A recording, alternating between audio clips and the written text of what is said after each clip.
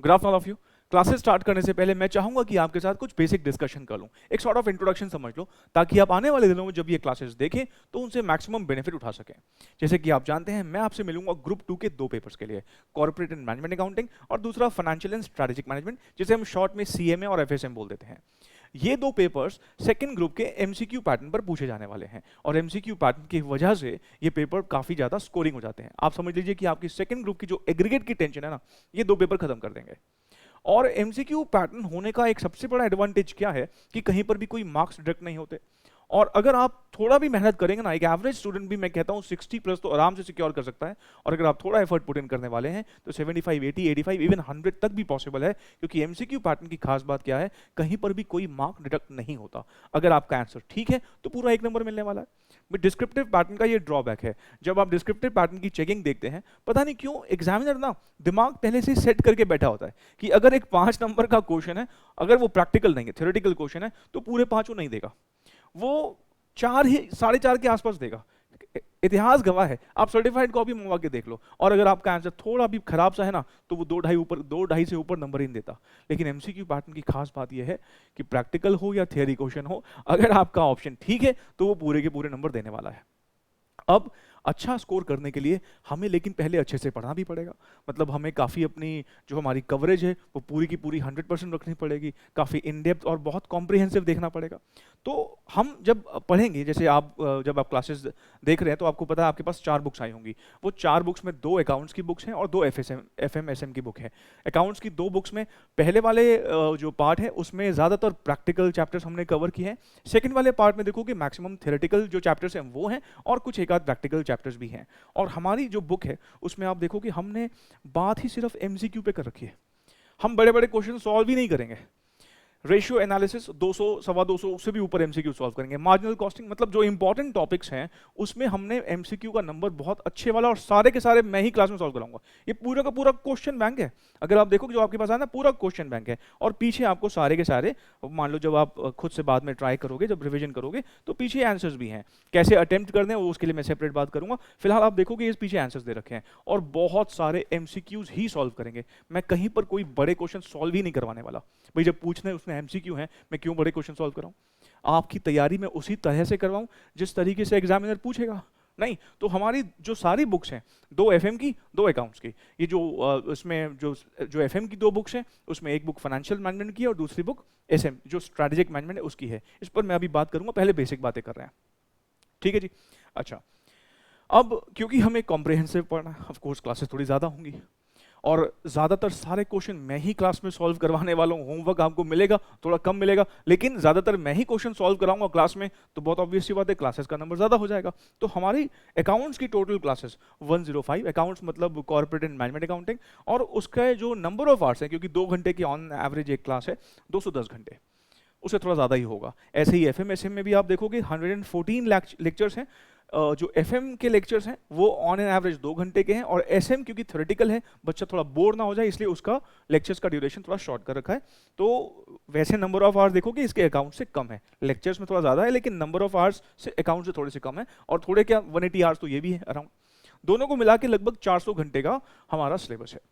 अब 400 घंटे का सिलेबस होने का मतलब ये है कि अगर आप चाहते हैं कि अपने सिलेबस को, खासकर अकाउंट्स और एफएम वाले 2 पेपर्स को 3.5 महीने में खत्म कर दें, 3-3.5 महीने तो चाहिए होंगे ना खत्म करने के लिए। तो अगर मान लो आप जून के लिए जनवरी में शुरू कर रहे हो या दिसंबर के लिए आप जुलाई में शुरू कर रहे हो, जैसे दिसंबर अटेम्प्ट के लिए आप जुलाई में अगर शुरू करोगे, तो आपको 3-3.5 महीने का टारगेट रखना चाहिए।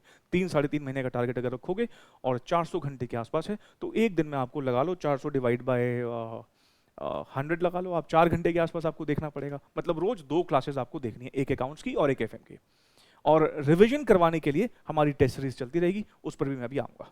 अब अगला कंसर्न जो स्टूडेंट का होता है कि सर आपकी बुक्स की कवरेज कैसी है, क्या आपने आईसीएसआई का स्टडी मटेरियल कवर किया हुआ है? भाई आईसीएसआई का स्टडी मटेरियल तो हमारी हिट लिस्ट पे होता है, बिकॉज उसमें से पता नहीं कितने क्वेश्चंस आते हैं, तो उसको तो हम बहुत अच्छे से कवर करते हैं। और पिछले 1.5 साल में आईसीएसआई ने 2 से 3 बार अपना स्टडी मैट अपडेट किया है। तो हमारी बुक भी आप देखोगे ना, पिछले 1.5 साल में हमने भी चेंज किया है। अगर आप किसी ऐसे स्टूडेंट को जानते हैं जिन्होंने हमसे क्लासेस 1.5 साल पहले ली थी, तो उसका बुक का एडिशन देखना, आपका अपनी बुक का एडिशन देखना, डिफरेंट मिलेगा। तो वो स्टडी मैट की तो कोई चिंता नहीं है, वो तो हमने पूरी तरीके से कवर कर रखा है। उसके अलावा सीएस एग्जाम के पास्ट ईयर के क्वेश्चंस कवर कर रखे हैं। CMA और जो CA एग्जाम्स है उसके कई सारे एग्जाम क्वेश्चन ना हमारा इंस्टीट्यूट बिल्कुल कॉपी पेस्ट मार देता है, तो वो हमने कवर कर रखे हैं। और मेरे कुछ ओरिजिनल क्वेश्चंस जो हम कॉन्सेप्ट बिल्डअप करने के लिए करते हैं, वो मैं कुछ लिखवाता हूँ और कुछ बुक के अंदर है, तो वो हम कवर करेंगे। तो कवरेज के मामले में हमारी कवरेज जो है बहुत कॉम्प्रिहेंसिव है। अब आप में से कई बच्चों के दिमाग में ये बात आ सकती है कि सर आप कह रहे हो कि आपने CS एग्जाम के पास्ट ईयर क्वेश्चंस कवर किए हैं, पर अभी न्यू सिलेबस के तो ज़्यादा अटेम्प्ट हुए ही नहीं MCQ पैटर्न पर, तो फिर तो कवरेज ज़्यादा नहीं हुई। भाई ऐसा नहीं है, आपको पता हो जो हमारा ओल्ड सिलेबस था उसमें कॉस्टिंग का पेपर था MCQ पैटर्न वाला, उसके कई सारे चैप्टर्स न्यू सिलेबस में आए हैं, जैसे कि ratio analysis, budgetary control, marginal costing, cash flow statement, activity based costing, ये सारे टॉपिक पहले ओल्ड सिलेबस कॉस्टिंग में थे और MCQ पैटर्न पे थे, वो सारे हमारी न्यू सिलेबस में कॉर्पोरेट एंड जो मैनेजमेंट अकाउंटिंग वाला पेपर है उसमें है। अब सोचो उस ओल्ड सिलेबस में जितने भी MCQ थे ना, ऑलमोस्ट सारे के सारे हमने बुक्स में कवर कर दिए। कवरेज आप देखोगे हर एक के नीचे ना सोर्स लिखा है हमने कि ये CS दिसंबर 19 का क्वेश्चन है, ये CS दिसंबर 20 का क्वेश्चन है, या ये CS जून 17 का क्वेश्चन है, सब कुछ नीचे सोर्स लिखा हुआ है, तो आपको पता लग जाएगा ये एग्जाम क्वेश्चन ही हैं जो हमने डाले हुए, तो वो हो गए। अच्छा, अब कुछ ऐसे चैप्टर्स हैं जो पहले कभी MCQ पैटर्न पर पूछे ही नहीं गए। फॉर एग्जांपल FM का तो पूरा पेपर, FM तो कहाँ से उठाया है, CS प्रोफेशनल से। CS प्रोफेशनल को जब मैं पढ़ाता था उनको तो डिस्क्रिप्टिव पैटर्न पे पढ़ाया हुआ है। अब जब ये बुक मैंने आपके लिए तैयार करी ना, मेरे को बहुत मेहनत लगी। मैंने जो प्रोफेशनल के जो क्वेश्चंस है ना, उन जो बड़े बड़े क्वेश्चंस थे 5 नंबर, 8 नंबर, 10 नंबर, 15 नंबर, उन बड़े क्वेश्चंस में से एक्सट्रैक्ट निकाल निकाल के MCQ बनाया, बिकॉज MCQ इसी तरीके से बनते हैं। भाई अगर मान लो पास में कोई MCQ का रिकॉर्ड नहीं है तो एग्जामिनर क्या करता है, पास्ट ईयर की एग्जाम क्वेश्चंस लेगा, उसमें से एक्सट्रैक्ट निकालेगा और MCQ बना देगा। ये काम मैंने किया। मैंने अपनी बुक में कोई मटेरियल कॉपी नहीं किया है, सब ओरिजिनल कंटेंट है, और मुझे बहुत मेहनत लगी जब ये बुक पहली बार फ्रेम हुई। उसके बाद तो ऑफकोर्स अपडेशन मुझे करने में ज़्यादा वक्त नहीं लगा, लेकिन जब पहली बार फ्रेम हुई तो मुझे बहुत मेहनत लगी, और वो इसलिए क्योंकि सब MCQs मैंने बड़े बड़े जो भी एग्जाम क्वेश्चन थे उसमें से एक्सट्रैक्ट निकाल निकाल के बनाए। अब अकाउंट्स में ही कई सारे चैप्टर्स हैं। अब जैसे ओल्ड सिलेबस में जो अकाउंट्स का पेपर था उसमें कंसोलिडेशन हो गया, ऐसे ही पता नहीं कितने सारे valuation of goodwill, valuation of shares, वो सारे तो डिस्क्रिप्टिव पैटर्न पे थे, तो उनमें से MCQ निकाल निकाल के बनाए। और जो एग्जाम क्वेश्चन अब होते जाएंगे वो भी हम कवर करते ही जाएंगे, उसमें भी कोई प्रॉब्लम नहीं है, वो तो उसमें डले ही हुए हैं एग्जाम क्वेश्चन। देखो अगला पॉइंट है रजिस्टर्स रिलेटेड। हमारी पूरी कोशिश रहती है कि हम अपने रजिस्टर्स पर जो नोट्स है ना वो बहुत बढ़िया बनाएं, क्योंकि देखो आपकी क्लासेस की एक लिमिटेड एक्सपायरी है, पर मान लो आपकी क्लासेस एक्सपायर नहीं भी हुई अभी, पर आपके पास क्या इतना वक्त होगा कि बार बार रिवीजन के लिए आप वीडियोस रेफर करें? भाई आपको और भी तो सब्जेक्ट्स पढ़ने हैं। तो अगर हमारे नोट्स बढ़िया बने होंगे तो आपको देखते ही रिकॉल हो जाएगा कि अच्छा सर ने ये बोला था, तो उसके लिए आपके नोट्स बढ़िया बने होने चाहिए। तो आपका अब क्या काम करना है, 2 तरह के रजिस्टर्स मेंटेन करने हैं। आप सोचो स्कूल में वापस आ गए हो, स्कूल वाला एनवायरनमेंट, एक क्लास वर्क रजिस्टर और दूसरा homework register. Class work register मैं भरवाऊंगा, होमवर्क रजिस्टर आप खाली छोड़ेंगे? नहीं, होमवर्क रजिस्टर आप ही भरेंगे। अब क्या करना है होमवर्क रजिस्टर में, जो मान लीजिए मैंने आज की क्लास में 25 MCQ सॉल्व करा दिए, तो ये 25 MCQ तो बाय डिफॉल्ट आपका होमवर्क बनेगा। उसके अलावा हो सकता है मैं कुछ रेपिटेटिव MCQ और दे दूं होमवर्क में, तो ये भी आपको करके आना है। तो आप समझे, रोज आपका एक बाय डिफॉल्ट होमवर्क तो है ही, कौन से क्वेश्चंस जो मैं क्लास में करवाऊंगा, और उसके अलावा कुछ और भी दे सकता हूं। अब कई बार बच्चा सवाल पूछता है कि सर क्या हम इन दोनों रजिस्टर्स का क्या कंबाइन करके एक ही रजिस्टर बना दें, मतलब क्लास वर्क होमवर्क कंबाइन कर दें क्या? मत करना, इससे डुप्लीकेशन हो जाएगी।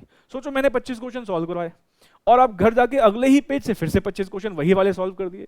जब एग्जाम वाले दिन रिवीजन करने बैठोगे आपको इरिटेशन नहीं होगी, एक ही क्वेश्चन 2 बार आएगा। तो class work homework register separate रखो, क्योंकि ऐसे आपके 3 की जगह या 4 की जगह 8 क्लास वर्क रजिस्टर बन जाएंगे और एग्जाम में इरिटेशन अलग होगी। डुप्लीकेशन नहीं करनी, बल्कि मैं तो यहां तक बोलता हूं कि एग्जाम वाले दिन आपको होमवर्क रजिस्टर को तो साइड में रखना है, वो रिवाइज ही नहीं करना, उसको अलग रखो।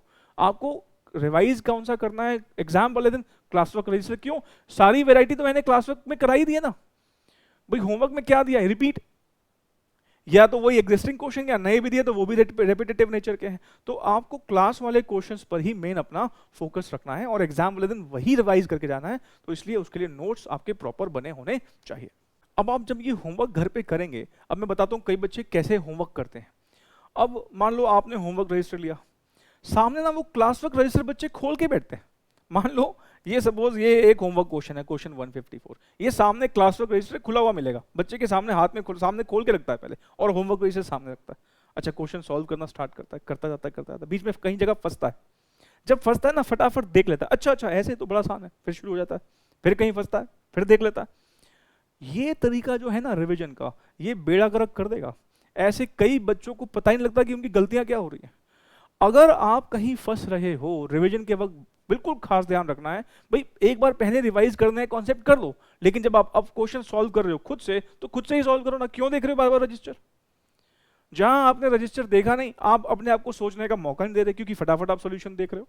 तो आपको अपने आप को गलतियां करने का मौका देना है। आप पूरे के जितने, मान लो आज मैंने 25 क्वेश्चन सॉल्व कराए, 25 के 25 पहले कर डालो। अगर आपको सारा कॉन्सेप्ट आपने रिवाइज कर लिया है, पहले कर डालो, उसके बाद आंसर्स मैच करो।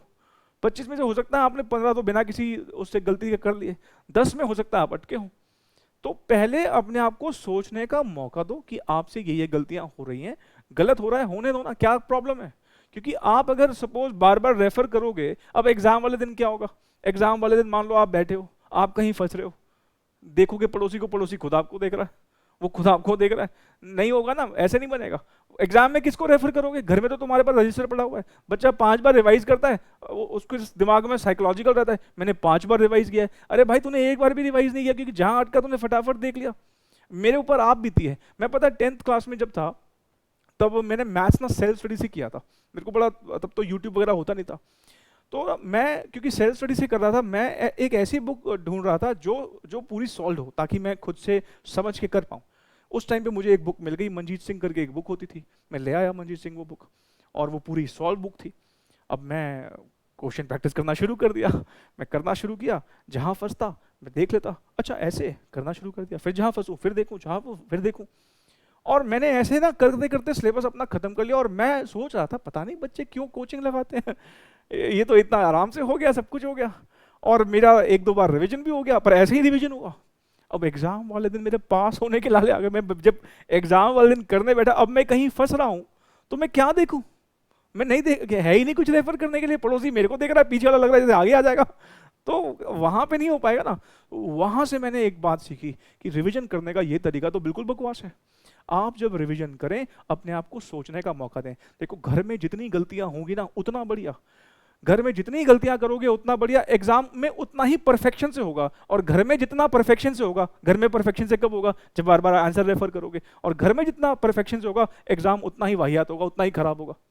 तो घर में जितनी हो सकती हैं गलतियां करो, जितनी हो सकती हैं गलतियां करो। आप कहीं फंस रहे हो, सोचो 2 मिनट, 4 मिनट, 5 मिनट सोचो, और जब आप बहुत सोचने के बाद सोल्यूशन रेफर करोगे ना, रिटेंशन बहुत लंबी रहने वाली है, बहुत लंबी रहने वाली है। तो तरीका क्या होगा? जब आप क्वेश्चन सॉल्व करेंगे, कहीं फंसेंगे, कोशिश खुद से करेंगे, जितना हो सकता है। गलत हो रहा है होने दो, उसके बाद फाइनल आंसर मैच करेंगे, नहीं मैच कर रहा फिर ट्राई करेंगे कहाँ गलती करी है मैंने। और जब बिल्कुल थक हार जाओ ना, अब समझ में नहीं आ रहा, फिर आंसर देखोगे तो बहुत लंबे टाइम तक आपको रिटेंशन रहेगा। मुझे आज भी अपने स्टूडेंट लाइफ की कई सारी गलतियां याद है। अब हमें रजिस्टर्स कैसे मेंटेन करने हैं? देखो जब हम कोई रजिस्टर खरीद के लेके आते हैं तो ऑफ कोर्स उसमें पेज नंबर मेंशन नहीं होते। और मान लीजिए आपने 300 पेज का रजिस्टर खरीदा, तो आप हर एक पेज को ना एक सीरियल नंबर दे दो, 1 2 3 4 5 6। और जनरली पेज के टॉप पर जगह थोड़ी सी हमारे पास ब्लैंक होती है, तो उसके कॉर्नर पर आप पेज नंबर असाइन कर दीजिए। इससे फायदा क्या होगा?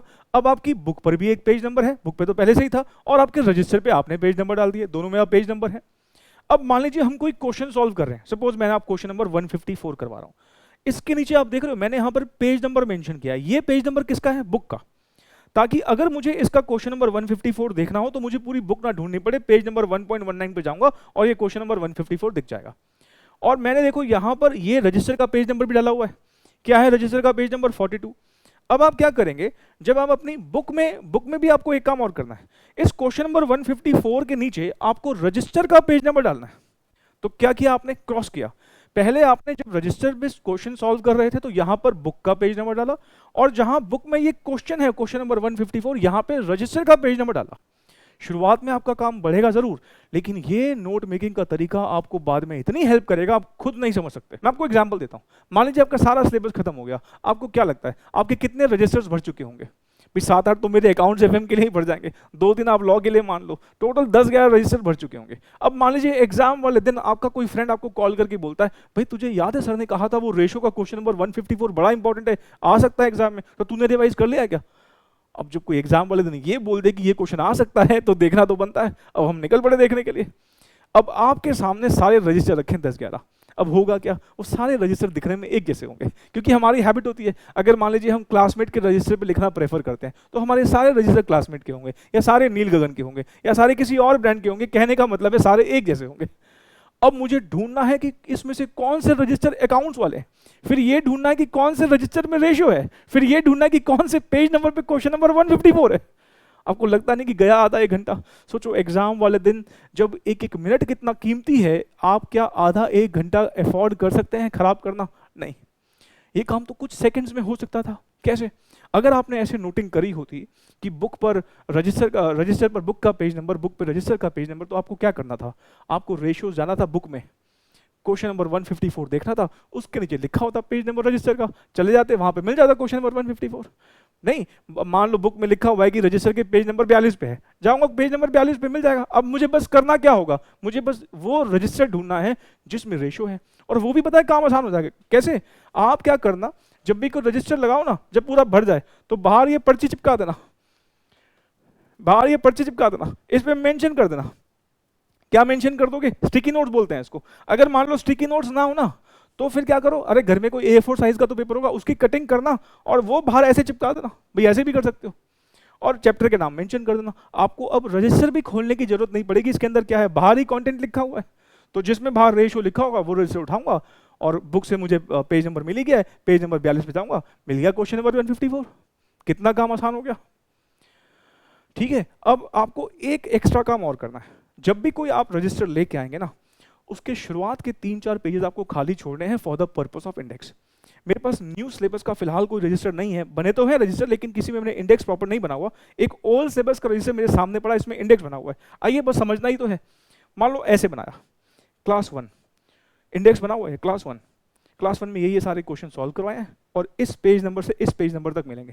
क्लास 2 ये क्वेश्चन सॉल्व कराए हैं, इससे इससे मिलेंगे। मतलब कॉन्सेप्ट और क्वेश्चन नंबर सब आपने मेंशन कर दिया। ठीक है, अब मान लो मुझे कोई कॉन्सेप्ट रिवाइज करना है या कोई क्वेश्चन रिवाइज करना है। क्वेश्चन नंबर से 12 यहाँ पे गया, क्वेश्चन नंबर 12 यहाँ मिल जाएगा, इन पेजेस के बीच में मिल जाएगा। काम कितना आसान हो गया। तो अब मैं सम अप करूँ तो आपको क्या क्या करना है। सबसे पहला काम, जब आप कोई रजिस्टर लेके आए तो उसमें आपको पेज नंबर मेंशन करना है, ठीक, ताकि आपके बुक और रजिस्टर दोनों पे पेज नंबर हो जाए। फिर जो शुरुआत के 3 से 4 पेजेस हैं, छोड़ने के बाद ही अपना काम शुरू करना है। वो 3-4 पेजेस क्यों छोड़ने हैं? For the purpose of index. और उसके बाद जब कोई क्वेश्चन सॉल्व करेंगे, उसके नीचे बुक का पेज नंबर, बुक में रजिस्टर का पेज नंबर, ताकि आपके पास एक क्रॉस वेरिफिकेशन हो जाए, और जब भी आपको कोई क्वेश्चन ढूंढना हो आपको बहुत इजीली मिल जाए। पता ये सब चीजें मुझे कोई बताने वाला नहीं था जब मैं स्टूडेंट था। खुद धक्के खा के सीखी, धक्के खा के मतलब पता नहीं कितने हमने ऐसे टाइम खराब किया है इन सब चीजों में। ये आप बीती है, जो एग्जाम वाले दिन टाइम खराब हुआ है वो आप बीती है, और ऐसे ही फ्रेंड के फोन आते थे। ठीक है, तो अब सोचो ये टाइम कितना मतलब कितना मुश्किल था। मैंने सोच रखा था जब मुझे कभी मौका लगेगा ना बताने का तो मैं जरूर बताऊंगा। अब वो आज मौका है मेरे पास, तो आप प्लीज अपने नोट मेकिंग को बिल्कुल तरीके से बनाएंगे। ठीक है, अगला सबसे इंपॉर्टेंट पॉइंट, डिसिप्लिन, खासकर ऑनलाइन क्लासेस में। देखो फेस टू फेस क्लासेस का सबसे बड़ा एडवांटेज पता है क्या था, कि वहां पर डिसिप्लिन का प्रॉब्लम नहीं था। मान लो मेरी क्लास 11 बजे 12 बजे है या 1 बजे है, तो बच्चा कहीं मर्जी हो उसको 1 बजे आना पड़ेगा, कहीं पर भी होगा आना पड़ेगा। डिसिप्लिन की कोई प्रॉब्लम नहीं थी। और फेस टू फेस क्लासेस का जो ये सबसे बड़ा एडवांटेज था ना, यही ऑनलाइन क्लासेस का सबसे बड़ा डिसएडवांटेज है। हालांकि फेस टू फेस क्लासेस में और कोई एडवांटेज नहीं था। भाई आप सोचो, मान लो मेरे से पढ़ने बच्चा, इवन गुड़गांव से, मैं दिल्ली पटेल नगर में मैं फेस टू फेस ले रहा था क्लासेस, गुड़गांव से बच्चा आता था, गाजियाबाद फरीदाबाद दूर दूर से कम्यूट करते हुए आता था। दिल्ली में रोहिणी पटेल नगर से बहुत दूर है, वहां से बच्चा आता था। मतलब 1-1.5-2 घंटे का भी कम्यूट करके वो आता था मेरे पास। क्या ये ड्रॉबैक नहीं है? 4 घंटे मेरे पास वो सिर्फ आने जाने में लगा रहा है, बहुत बड़ा ड्रॉबैक है। फिर उसके बाद फेस टू फेस क्लासेस का एक और सबसे बड़ा प्रॉब्लम, सिलेबस खत्म कराने के लिए एक्स्ट्रा क्लासेस लेनी पड़ती थी, थोड़े से एक्सटेंसिव वर्किंग आवर्स होते थे। बच्चा सुबह 8 बजे आता था, पहले लॉ की क्लासेस लेता था, फिर मेरे पास प्रैक्टिकल के लिए आता था। सुबह 8 से लेकर शाम के 4-5 बजे तक बेचारा बच्चा मजदूरी करता रहता था। तो सोचो भाई, दिमाग की भी तो कैपेसिटी है, 4 घंटे के पढ़ने के बाद उसका दिमाग वो लगता था कि बस अब नहीं हो पा रहा है। और उसके बाद मात्र फॉर्मेलिटी आती थी क्लास अटेंड करना, बस एक साइकोलॉजिकल सेटिस्फेक्शन कि हाँ मेरी सारी क्लासेस हो रही हैं, पर दिमाग में कुछ जा नहीं रहा। ठीक है, तो वो हेक्टिक शेड्यूल एक सबसे बड़ा ड्रॉबैक था। उसके बाद बच्चे के घर में कोई फैमिली फंक्शन हो गया, भैया की, दीदी की, किसी की मैरिज वगैरह है, तो उसके लिए वो चला गया हफ्ते 10 दिन छुट्टियों पर, या बच्चा बीमार पड़ गया, या समझ लो मेरे को किसी रीजन से क्लास कैंसिल करनी पड़ गई। तो बहुत सारे कारण थे जिस वजह से एफिशिएंसी थोड़ी बहुत गिरती थी। लेकिन डिसिप्लिन सबसे बड़ा एडवांटेज था फेस टू फेस क्लासेस का, कि भाई क्लास तो होगी। ऑनलाइन क्लासेस में ना जितने भी वहां के डिसएडवांटेज ना, फेस सारे के सारे एडवांटेजेस हैं। भाई मैंने मान लो दिन के 1 बजे क्लास रख दी, अब धूप में भी आना पड़ेगा मई जून के महीने में भी, लेकिन सपोज घर में क्या ऑनलाइन क्लासेस में आपको कहीं, पहली बात तो धूप में कहीं जाना नहीं, आप मुझे सुबह 4 बजे उठा के पढ़ सकते हो 4 बजे लैपटॉप खोला, मैं उठ जाऊंगा, मैं मिलूंगा, उठा उस दिन उठाऊंगा, मिलूंगा उस टाइम पर, तो आप मुझे सुबह 4 बजे उठा के क्लास दे सकते हो, आपकी मर्जी है। अच्छा मान लो मेरी क्लास की लिमिटेशन 2-2.5 घंटे ही पढ़ा सकता हूँ, फेस टू फेस में भाई एक लिमिटेशन होती है टाइम, बच्चे की आगे क्लास होती है या बच्चे की आगे कोई कमिटमेंट होती है जिसकी वजह से मुझे छोड़ना पड़ता है जल्दी, घर में क्या प्रॉब्लम, कोई दिक्कत नहीं है, आप एक साथ मुझे 5 घंटे बुलवा लो, बोल लूंगा मैं तो आप अगर देखोगे ना ऑनलाइन के बहुत सारे एडवांटेजेस हैं, लेकिन ऑनलाइन का एक सबसे बड़ा प्रॉब्लम पता है क्या है, डिसिप्लिन। बच्चे को इतनी टेम्पटेशंस, अब सपोज आपके घर में जहां पर आप पढ़ाई करते हो सामने बेड है, वो बेचारा बेड बुलाता रहता है, भाई कितनी देर तक पड़ेगा, थक गया होगा, आ जाना प्लीज, आ जाना थोड़ा रेस्ट कर ले, और आप बेड की सुन लेते हो, टालते आप किसी को हो नहीं, चले जाते हो, और वहाँ लेटते हो 10 मिनट के लिए, 2 घंटे निकल जाते हैं, सो पता नहीं लगता कब नींद आ जाती है, भाई आ जाती है। ठीक है, फिर घर में रहने का हो सकता है ओवर ईटिंग, बार बार आप किचन चले जाते हो, बार बार फ्रिजर से कुछ निकाल लेते हो, कभी अब तो स्विगी वगैरह का भी इतना चलन है, आपने कुछ ऑर्डर कर दिया, और ओवर ईटिंग की वजह से खत्म सब कुछ। पेट का थोड़ा खाली रहना जरूरी है अगर सही से पढ़ना चाहते हो, आप ओवर ईटिंग कर लोगे, लेथार्जिक फील करोगे, लगेगा स्लीपी मूड हो जाएगा, बिल्कुल पढ़ने का मन ही नहीं करेगा। तो ये आपको टेम्पटेशन दूर करनी है, मैं बता रहा हूँ ये चीजें अवॉइड करनी है। आपका कमरा में बेड हो ना हो तो बढ़िया है, आप ऐसे कमरे में पढ़े जहां पर सिर्फ स्टडी टेबल और चेयर हो, आप दरवाजा बंद कर लें और घर में बोल दे किसी को ये मेरा क्लासेस देखने का टाइम है, सोचो मैं फेस टू फेस क्लास के लिए चला गया, इस बीच मेरे को ना कुछ खाने के लिए चाहिए ना कुछ पीने के लिए चाहिए, मैं इस बीच में सिर्फ पढ़ाई करूंगा। डिसिप्लिन आपको मेंटेन खुद करना पड़ेगा, ओवर ईटिंग से बचना पड़ेगा। क्रिकेट का सीजन शुरू हो जाता है, कभी आईपीएल कभी क्या, ठीक है, और फिर उस टाइम पे विराट कोहली बुलाता है, अरे आना मेरी बैटिंग देखना, तेरा फेवरेट प्लेयर हूं मैं, ठीक है। फिर सोशल मीडिया, आजकल कितनी सारी वो ओटीटी एप्स, टाइम खराब करने के ना इतने तरीके हैं आज के दिन में जो मेरे टाइम पे नहीं थे मैं कभी कभी लगता है कि मैं शायद लकी था उस टाइम पर, ये सब नहीं था सब कुछ। आज के टाइम पर टाइम खराब करने के इतने तरीके हैं कि बस क्या बोले, 24 घंटे आराम से खराब किए जा सकते हैं। तो ये ध्यान रखना है आपको कि ये जो टाइम है ना आपका, जो अभी ये टाइम चल रहा है, ये सुनहरा मौका है। ये जो पढ़ाई वाला वक्त होता ना, ये वापस नहीं आता। एक एज के बाद मैं बता रहा हूँ पढ़ने का भी मन नहीं करेगा। ये अपने 4-5 साल बढ़िया से निकाल लो, अगला पूरा 40-50 साल आपके फेवर में, 40-50 साल आराम से एक स्टेबल लाइफ, एक डिसेंट लाइफ जियोगे। और ये 4-5 साल अगर आप सोचोगे कि चलो इसमें लग्जरी करते हैं, आगे के 40-50 साल ना स्ट्रगल बन जाएगा बिल्कुल, ठीक है। तो ये टाइम बहुत ज्यादा कीमती है। देखो टाइम तो टिक टिक करके चलता जाएगा, और बस ये ना हो कि जून का दिसंबर, दिसंबर का जून बार बार होता जा रहा है। आपको डिसिप्लिन का सबसे खास ध्यान रखना है, खासकर ऑनलाइन क्लासेस में। मैं बता रहा हूँ फेस टू फेस का एक ही एडवांटेज था डिसिप्लिन, पर ये सबसे भारी एडवांटेज था उसका। बाकी सब में क्या ना, सोचो ना, आपको रोज कम्यूट करके जाना पड़ रहा है, कभी क्लास भी कैंसिल हो जाती, कभी मेरे घर में फंक्शन, कभी क्या कुछ ना कुछ चलता ही रहता था। लेकिन ऑनलाइन क्लासेस ये तो सारी प्रॉब्लम ही खत्म कर दी है वाली ना, सब कुछ आपके हिसाब से है, आप जितना जल्दी टाइम से सिलेबस खत्म करना चाहें वो कर सकते हैं। सोचो मैंने फेस टू फेस क्लास में कुछ बोल दिया, ठीक है, बच्चा उस टाइम कहीं और ध्यान था, नहीं सुन पाया, क्या मेरे को रिपीट करने के लिए बोलेगा? मैं हालांकि रिपीट कर देता था कई बार, कुछ समझना है, लेकिन वीडियो क्लास में तो आपको 10 सेकंड पीछे करना, आप फिर से सुन लोगे मुझे। ये सारे एडवांटेजेस तो हैं, लेकिन टेक्नोलॉजी को भी अगर सही से यूज नहीं करोगे ना तो वो खराब ही कर देगा चीजें। तो डिसिप्लिन बहुत ज्यादा जरूरी है। क्लास नोट्स स्ट्रिक्टली एज पर आईसीएसआई, क्या मतलब है इसका? देखो अब आपको जैसे पता है कोविड ने ऑनलाइन क्लासेस ऑलमोस्ट मैंडेटरी ही कर दिया, राइट? अब जो बच्चे इवन फेस टू फेस लेना भी चाहते थे उनको भी ऑनलाइन क्लासेस लेना पड़ रहा है। अब ऑनलाइन क्लासेस लेते हुए बच्चा घर पढ़ेगा, और घर में होगा उसके भैया दीदी भी साथ में होंगे जो हो सकता है सीए वीए कर रहे हो, ठीक है, वो कभी कभार ना आग लगाने का काम करेंगे हमारे और आपके बीच में। अब होगा क्या, मैं जो आपको क्वेश्चंस करवाऊंगा वो स्ट्रिक्टली एज पर आईसीएसआई स्टडी मैट या आईसीएसआई के सजेस्टेड आंसर्स गाइडलाइंस, मतलब जो भी हमारे इंस्टीट्यूट ने कंटेंट इशू किया हुआ है उसके बेसिस पे हम अपने प्रॉपर नोट मेकिंग वगैरह करेंगे। और ऐसी बहुत सारी जगहें आएंगी जहां पर हम हो सकता है आईसीएआई से डिफर करें, मतलब सीए इंस्टीट्यूट का एजम्पशन कुछ और चल रहा है, हमारे इंस्टीट्यूट का एजम्पशन कुछ और चल रहा है। और हमारा इंस्टीट्यूट ऑफ कोर्स एमसीक्यू पूछेगा तो किस एजम्पशन के हिसाब से पूछेगा, हमारी वाली की आईसीएआई वाली? ऑफ कोर्स हमारी वाली। कितनी बार हुआ है, हो सकता है सीए इंस्टीट्यूट के जो एजम्पशन है उसका तो हमारे 4 ऑप्शन में आंसर भी ना हो। तो मैं जब भी आपको क्वेश्चन सॉल्व करवाऊंगा वो हमारे इंस्टीट्यूट के हिसाब से ही कराऊंगा। अब होगा क्या, आप घर पे वीडियो देख रहे हो, नोट बोर्ड बना रहे हो, आपके भैया दीदी आ गए सामने, सीए इंटरमीडिएट में या सीए फाइनल में, अरे ये क्या करा रहे हैं तुम्हारे टीचर, ऐसे थोड़ी होता है। अब वो मेरे पास आ जाता है कंप्लेंट लेके, सर आप ये क्या करा रहे हो, ये तो मेरे भैया ने बोला, ऐसे नहीं होता। मैंने कहा भाई देख, तेरा भाई अभी सीए कर रहा है, मतलब सोचो ना, आपके भैया या दीदी अभी सीए कर रहे हैं, मैं क्वालिफाई हो चुका हूँ। आपको दिख रहा है ये नीचे नाम लिखा है ना, मुकेश जसवानी, नीचे तीनों मेरी क्वालिफिकेशन है, ये हम पढ़ाते नहीं, ये क्वालिफिकेशन है मेरी, सीए भाई मैंने भगवान की दया से तीनों कर लिए। आपको मेरे ऊपर विश्वास नहीं है, और मैं साथ में 10 साल 12 साल से 12 साल से टीचिंग में भी हूँ। आपको उस इंसान पे विश्वास है क्योंकि वो भाई है आपका, दीदी है आपके, उस पर विश्वास है जो अभी खुद सीए परस्यू कर रहा है। मैं ऑलरेडी क्वालिफाई कर चुका, सीएस के बच्चों को 12 साल से पढ़ा भी रहा हूँ, आपको मेरे ऊपर विश्वास नहीं आ रहा, उनके ऊपर विश्वास आ रहा है, कितनी गलत बात है।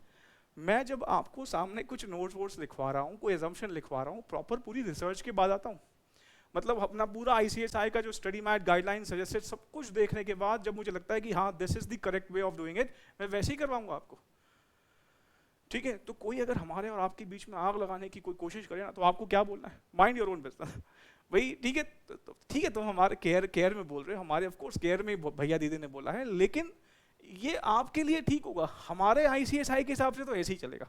तो कई जगहें ऐसी आएंगी जहां पर हो सकता है हम सीए इंस्टीट्यूट से या किसी और पर्टिकुलर बॉडी से डिफर करें, और हम किसके हिसाब से चलेंगे, हमारे इंस्टीट्यूट के हिसाब से।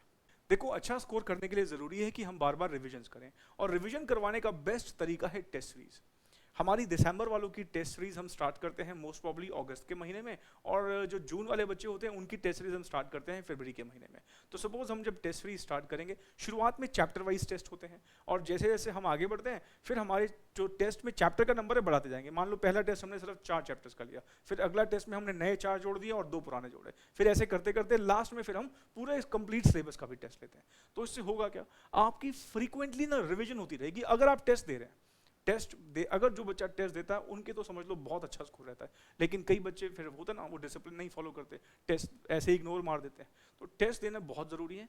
इसको देने के लिए इसके प्रॉपर अलग से डूज एंड डोंट्स हैं, इसकी अलग से वीडियो है। तो जब आप आगे जैसे क्लासेस देखेंगे तो आपके साथ एक वीडियो शेयर की जाएगी जिसमें टेस्ट कैसे देने हैं उसको लेकर हम बात करेंगे।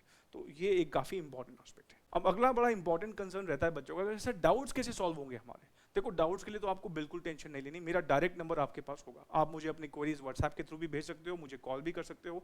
कॉल में जनरली कोशिश करता हूँ सेम डे ही कॉल बैक कर दूँ, और कभी कभार मान लो आपने बहुत लेट कॉल किया 8, साढ़े 8, 9 बजे, तो हो सकता है कि मेरा कॉल बैक आपको नेक्स्ट डे आए। व्हाट्सएप का जहाँ तक क्वेरीज का सवाल है, मैं कोशिश करता हूँ दिन में 2-3 बार बैठूँ रिप्लाई करने के लिए, और मतलब आपको ज़्यादा वेट नहीं करना पड़ेगा मेरी तरफ से रिप्लाई के लिए। और ऐसा नहीं है कि मैं हफ्तों रिप्लाई नहीं करूँ ना, मेरी कोशिश रहती है कि सेम डे या बाय नेक्स्ट डे मैं रिप्लाई कर दूँ व्हाट्सएप पर भी। तो डाउट्स के लिए कोई दिक्कत आएगी नहीं। और वैसे एक बात बताऊँ, ये बच्चों ने ही मुझे कॉम्प्लीमेंट दिया कई बार, डाउट्स जनरली आते ही नहीं है। अरे 400 घंटे में क्या बोलूँगा यार, दोनों से मिला के 400 घंटे की क्लासेस है, कितना कॉम्प्रिहेंसिव है, कितना कुछ बोलना है मुझे। तो डाउट्स जनरली आएंगे ही नहीं, क्योंकि ज़्यादातर तो मैं क्लास में खुद ही पहले बता के चलूँगा, पर स्टिल आएंगे तो मैं हूँ ना। अब ये मेरा डायरेक्ट नंबर है, इस पे आप मुझे अपने सारे एकेडमिक डाउट्स भेज सकते हैं। मेरा कॉन्टैक्ट नंबर जैसे लिखा है 9811504471। पहले इसको सेव करिएगा, मेरा नाम मुकेश जसवानी है। इसको सेव करने के बाद फिर मुझे आपको ये 3 डिटेल्स भेजनी है। अपना नाम लिखना है, मतलब व्हाट्सएप कर देना मुझे, और आप कौन कौन से सब्जेक्ट्स पढ़ रहे हैं हमसे, CMA FSM या दोनों, और उसके बाद अपनी सिटी और स्टेट। अगर आप मान लीजिए जयपुर रहते हैं तो जयपुर राजस्थान, दिल्ली ऐसा सिटी स्टेट सेम है। तो आप अगर मान लो करोल बाग रहते हो तो करोल बाग दिल्ली लिख के भेजना, ठीक है। तो ऐसा मुझे भेज देना, फिर मैं आपको ब्रॉडकास्ट लिस्ट में ऐड कर लूँगा। ध्यान रखना, ग्रुप में ऐड नहीं करूँगा। कई बच्चे मुझे फिर मैसेज करके पूछते, सर आपने किसी ग्रुप में तो ऐड नहीं किया। मैं किसी ग्रुप में ऐड नहीं कर रहा। ग्रुप में ऐड करने का प्रॉब्लम रहता है, एक तो ग्रुप में ऐड होते ही बच्चे आपस में ही शुरू हो जाते हैं डिस्कशन करना, बिना बात का टाइम खराब करते हैं, फिर वहाँ पे नंबर्स भी शेयर हो जाते हैं, तो प्राइवेसी का भी मैटर रहता है। मैं आपको ब्रॉडकास्ट लिस्ट में ऐड करूँगा, मतलब आपको पता भी नहीं लगेगा मैंने आपको ऐड किया है, और मेरी तरफ से आपको सारे मैसेजेस फिर 1-to-1 मिलते रहेंगे। मैसेजेस किस तरह के, जब आगे टेस्ट सीरीज स्टार्ट होगी तो आपको किस डेट पर कौन सा टेस्ट पेपर है, किस सब्जेक्ट का टेस्ट पेपर है, कौन कौन से चैप्टर्स का टेस्ट है, ये आपको मैं मैसेज के थ्रू भेजूंगा। तो बहुत सारी ऐसी बातें हैं, कई बार ICSI से कोई नया अपडेट आ गया तो वो आपको मैं व्हाट्सएप करूँगा। तो बहुत सारी चीज़ें हैं जो मेरी आपके साथ शेयर होती रहेंगी। तो मैं आपको ब्रॉडकास्ट लिस्ट में ऐड कर दूँगा, तो ये मुझे आप डिटेल भेज दीजिएगा। देखो, अब एक बात का और ध्यान रखना, जब मैं क्वेश्चन सॉल्व करना स्टार्ट करूँगा, हालांकि ये बात मैं फिर से रिपीट करूँगा, जब भी आप क्वेश्चन सॉल्व करेंगे मेरे साथ क्लास में, आपको ना बुक पे फाइनल आंसर टिक नहीं करना है। जहां आपने बुक में फाइनल आंसर टिक कर देना, तो फिर जब आप रिवीजन करोगे ना, तो इस बुक को रीयूज नहीं कर पाओगे। रिवीजन के टाइम पे पहले से आपको आंसर पता होगा, भाई पीछे आंसर्स मेंशन कर रखे हैं सारे के सारे, आपको आंसर मैच करने के लिए पीछे आंसर है यहाँ पर। तो आपको अगर पहले से यहाँ टिक मार दोगे तो आपको पहले ही आंसर पता होगा, कैसे रिवाइज करोगे? पहले से आंसर पता होगा तो सोचोगे तो हो नहीं आप, तो यहाँ टिक नहीं मार दें। हम प्रॉपर नोटिंग करेंगे ना, जैसे मैंने कहा रजिस्टर हम प्रॉपर बनाएंगे। आप देखोगे हम हर एक क्वेश्चन के नीचे ऐसे मेंशन करेंगे कि इसका आंसर डी है, इसका आंसर सी है, हर एक के आंसर मेंशन करेंगे, तो नोटिंग तो हमारी प्रॉपर होगी। तो आप जब भी रिवीजन करेंगे तो आप अलग से रजिस्टर पे ही अपना ABCD लिख लीजिएगा। यहाँ बुक पे लिखोगे तो रीयूज नहीं कर पाओगे, बुक रिवीजन के लिए रीयूज नहीं कर पाओगे। हाँ, जब बिल्कुल लास्ट टाइम रिवाइज कर रहे हो तब चाहो तो लिख लेना, पर वैसे नहीं, ठीक है। अब देखो ये सब्जेक्ट्स पर हमें 400 घंटे बात करनी है, दोनों सब्जेक्ट्स पर मिला के, तो बहुत कुछ बोलेंगे। अब मैं नहीं चाह रहा हूँ मैं अपनी ये जो इंट्रोडक्शन क्लास है इसमें आपको और ज़्यादा फर्दर मैं बोर करूँ। अब जो और रिलेटेड बातें हैं हम जब अपनी नॉर्मल क्लासेस अब शुरू करेंगे उसके साथ करेंगे, ठीक। चलिए, all the very best for your preparations, अच्छे से तैयारी करते रहना, किसी भी तरह की कोई प्रॉब्लम हो तो मैं अवेलेबल हूँ। Thank you so very much, take care.